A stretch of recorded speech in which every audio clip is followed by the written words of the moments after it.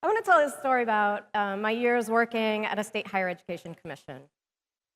During that time, I would frequently find myself in a particular scenario. I would be sitting with a group of campus leaders, and I would just throw out there, hey, what if we did state policy around this? In those moments, it was always the same reaction. The people in the room would get very, very quiet. They would get very, very still. And at first, I found that reaction puzzling. But as I got a little bit more seasoned, I realized what was happening in that moment. And this is what they were thinking.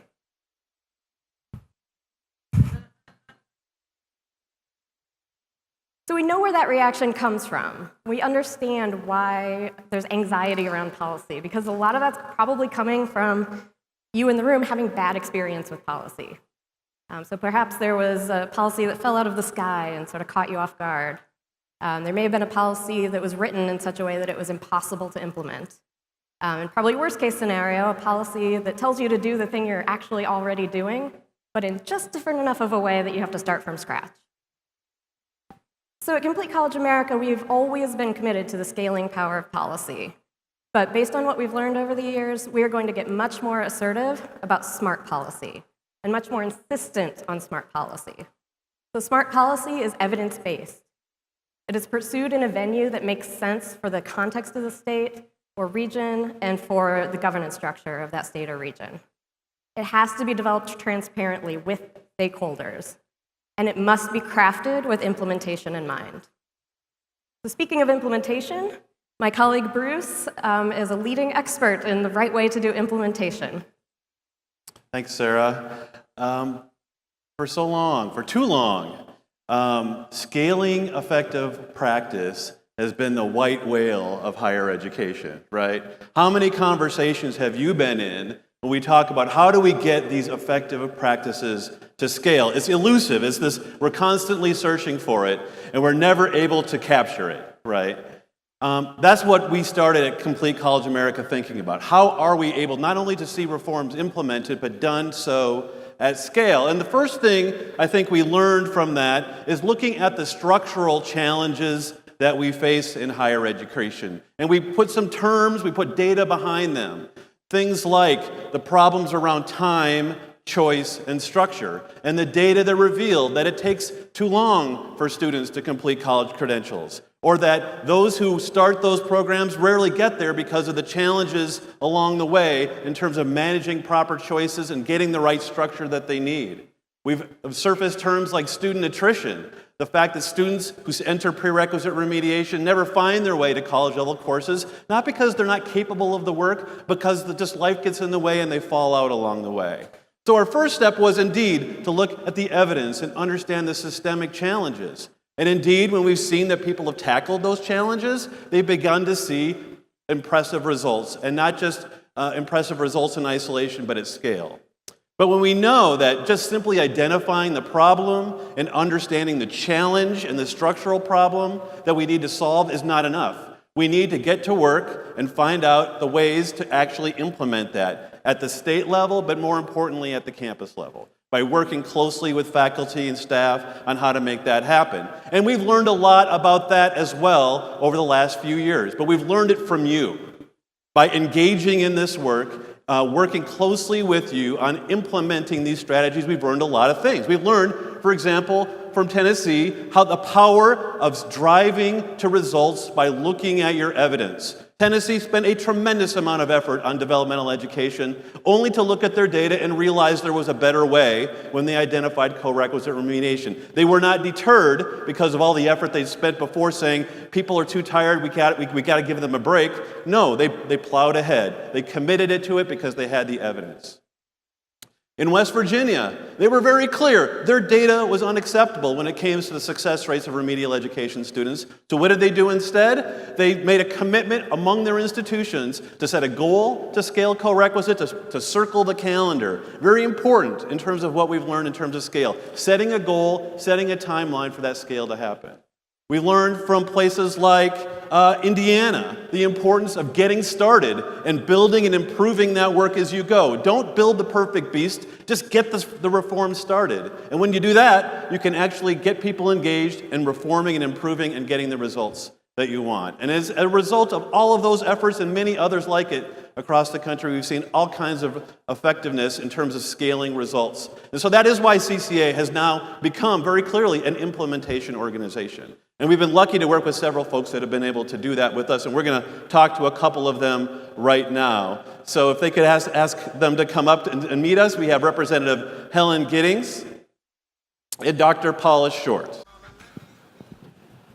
So, Dr. Short, there's this rumor going around that higher ed folks don't like state policy and prefer that it didn't happen. Tell us a little bit about what that's about. Why do we feel like there's a reluctance among institutions to address and think about policy as a part of their work? Well, I think to some extent, the whole issue of seeing the relevance of policy to the real work that they do.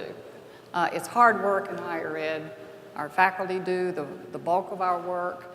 And so to convince faculty that taking time to engage in the work that's flowing out of a policy is sometimes hard to do. So relevance, I think, and also policy sometimes, as I just heard, doesn't take into account the context in which policy implementation occurs in institutions of higher education. So policy's got to be implementable, as I say. It's got to be something that can be done.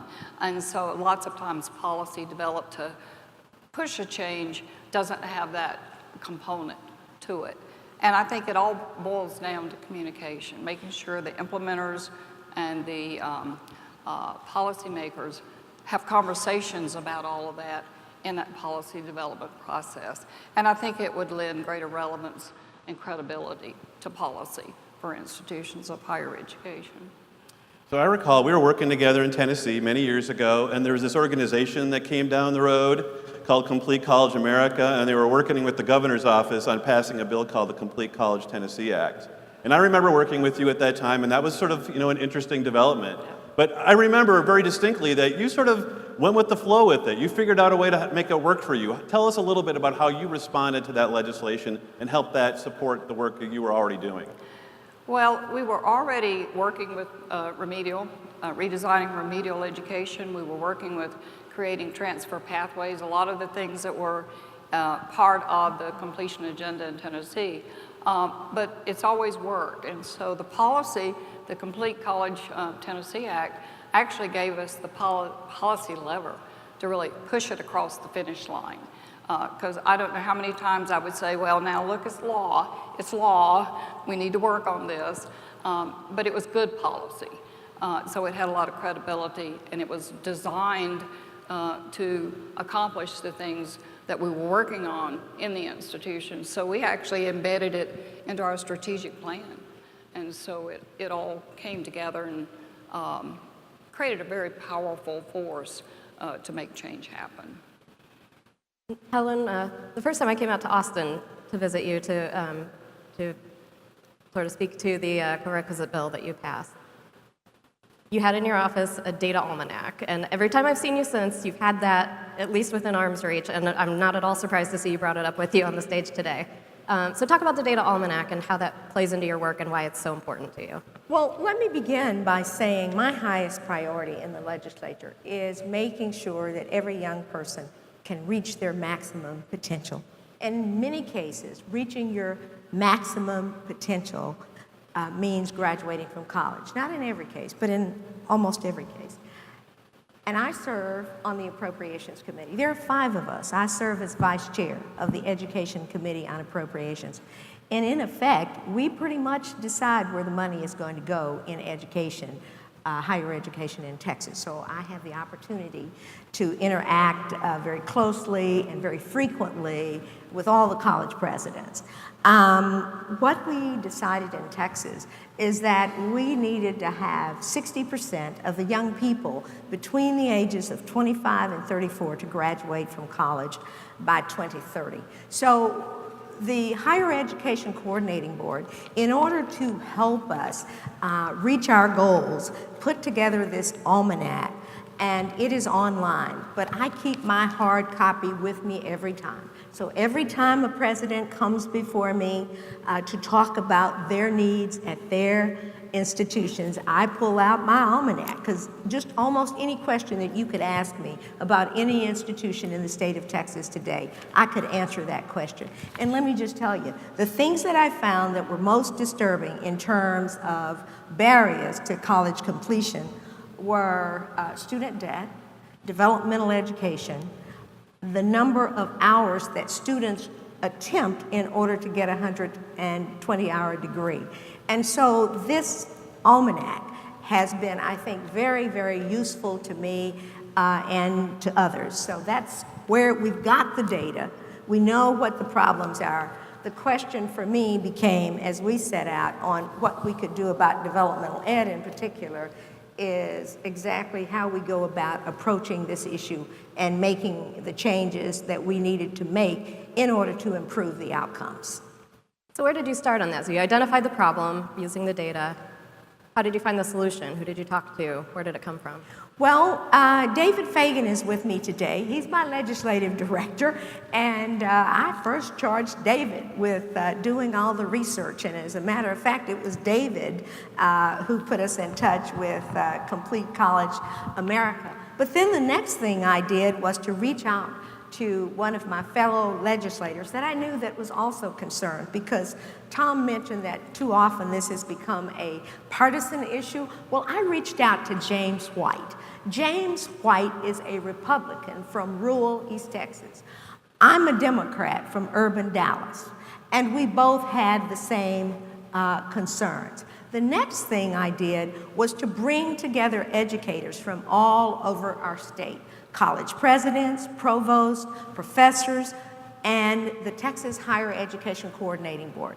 We got into a room and we talked about the fact that having only 13% of people who attempt a developmental ed course ever go on to earn a college credit was totally unacceptable. And there was nobody in that room that could deny that was unacceptable. There were people in that room who wanted to say, well, we're doing a good job. And I said, well, you're doing an okay job, but you're at 16%, and that's a little bit better than 13, but I don't think that we would think 84% failure was good. And so we started that conversation with them, and I told them very sincerely that they are the people who make this happen, and I needed them in order to make the differences that we needed to make. And I asked them for their ideas, their thoughts. They gave those to us. And some of the ones that they offered us, we understood. They said, well, you know, this can't apply to adult basic education. We said, yeah, you're right, it can't. They said it shouldn't apply to English as a second language.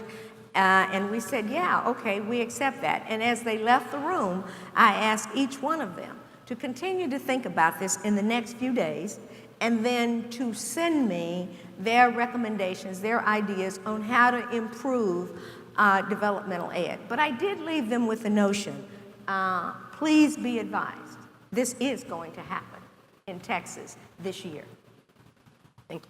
So Dr. Short, let's talk a little bit about implementation. So you moved from Tennessee down to Houston. You took on the job of Senior Vice Chancellor, Senior Vice President, and Provost, and you began to set an agenda about reforming and taking on some of the strategies that we're talking about. But you didn't stop just at your own institution. You decided to convene the other institutions in Houston together to think about how you could move the needle for the entire region. Talk about how you were able to get the commitment of those institutions to work together to implement some of the ambitious reforms that you're engaged in, like the Houston GPS effort. Well, as we've heard from other folks, we started with data. And we pulled data, presented data, talked about data with the leadership at all of the 4 community college systems in Houston, as well as the universities in the University of Houston system. And those meetings were wrenching. So it's hard to look at data that tell you the real story of how you're doing in terms of student completion, college completion. So, but with that as a basis, we talked about what we might do together, and we looked at strategies that were already on the national scene, such as structured scheduling, pathways, co-requisite model. We knew our remedial education wasn't doing what it should. So we began to look at those as strategies, and we determined that because of the fact that so many of our students in Houston move among the various institutions, they really don't go to Dallas, so they really don't go, the community college students, all the way to El Paso. So maybe what we should do is work with the almost 300,000 students that are in higher education in Houston. And so we agreed to come together, we agreed to form a really true partnership. It is a powerful partnership. And we actually agreed that we would sign an MOU. And all of our presidents and our chancellors of our partners, and we've now grown to include Texas Southern University, and we've also added the University of Houston Victoria. So we are growing as word gets out that this collaboration is creating a synergy, and it's creating momentum to make change happen. And so all of our presidents and chancellors signed our MOU, and we hold that MOU up. We say, this is a contract, this is an agreement, and we believe that we have something very powerful because we took that extra. It could be called a symbolic step, but we make it a real part of our communication about who we are and what we do. So you've clearly learned how to work with one another, but you do still come from different perspectives, and your day-to-day lives are probably very different. So, Helen, what is it that you wish Paula and her colleagues knew about what it takes to be a policymaker? Well, those of us who are smart know that we cannot come up with these decisions on policy in isolation. We're not in that classroom. We're not working with those students. So we must reach out and gather the collective information and the collective knowledge of the people that are out there doing this. I think the other thing that we all have to recognize is we're all in this together. I cannot succeed if educators don't succeed. Educators cannot succeed if I don't succeed. And together, the educators and the policymakers have to succeed in order for this state to exceed and to succeed. Because in Texas, we want to make sure that our state continues to be competitive, both globally and internationally. And neither of us can do that alone. We have to do it together. Much of the funding for education comes from, obviously, the state. I wish more came from the state. We're putting too much tuition on our students. But we must succeed together. And Dr. Short, the same. If you're speaking to policymakers, what do you want them to better understand about what it takes to effectively implement policy or any strategy that's going to dramatically improve success for students? Well, I firmly believe from experience, both in other systems in other states, but particularly in Texas now, that it takes strong leadership. I think it takes incredibly strong leadership at the institutional level. It takes fortitude, it takes guts, it takes the ability to withstand pushback, and as our legislator said, it takes the fortitude to say we're going to do it and not back off of that. But it also takes extraordinary leadership at the policymaker level. And we have that strong leadership in our legislator who's here today. She pushed forward on co-requisite remediation. And I can tell you from working on that in Tennessee from 2006 on, that is a very difficult thing to change. And so I want to congratulate the strong leadership that exists in the legislature in Texas. And in order to do that,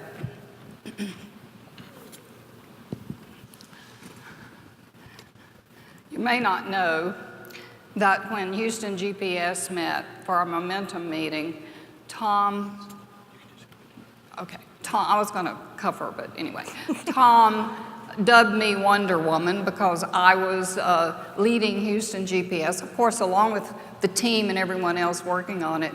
So he also gave me Wonder Woman cuffs to wear.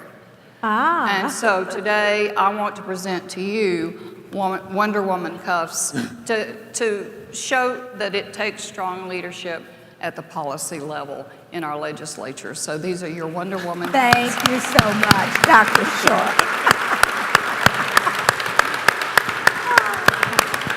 I'm surprised. Thank you.